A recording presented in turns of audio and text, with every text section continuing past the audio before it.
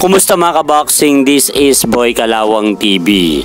So matapos nga pong matalo mga idol ni former Unified IBF, WBC at WBA World Welterweight Champion Errol "The Truth" Spence Jr. sa kamay ni Undisputed World Super Middleweight Champion Terence "Bud" Crawford nung nakaraang taon 2023 via TKO sa round 9 na kanilang nangyaring undisputed match sa welterweight division. Ay ayon nga po dito kay legendary boxer Roy Jones Jr. na gusto po daw niyang tulungan si Spence sa binabalak po nitong pagbabalik sa sport ng boxing matapos ang kulang-kulang 2 taon nitong nabakante na hindi lumalaban sa sport ng suntukan. Kaya ayon nga po dito mga idol kay Roy Jones Jr.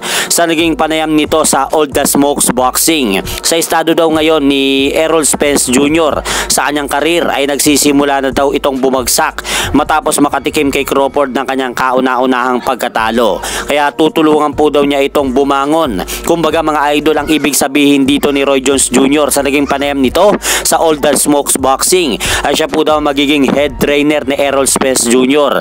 sa muling pagbabalik nito sa sport ng suntukan. At ito nga po mga idol, panoorin po natin yung naging pahayag ni Roy Jones Jr. sa All the Smoke Boxing.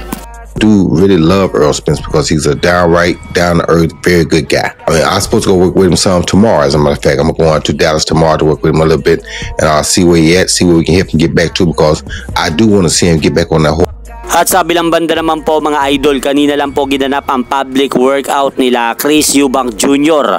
at Conor the Destroyer Ben para sa kanilang mangyayaring rematch ngayong darating na linggo sa Tottenham Hotspur Stadium, United Kingdom.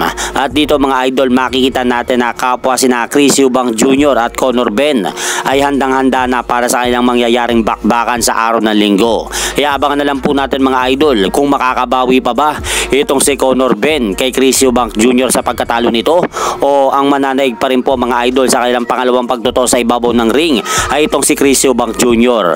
At hanggang dito na lang po muna ang aking update sa mga ganapan sa mundo ng boxing. At syempre mga idol, huwag nyo rin pong kalimutan, pakisuportahan nyo naman po muna ang ating munting channel. Maraming salamat po.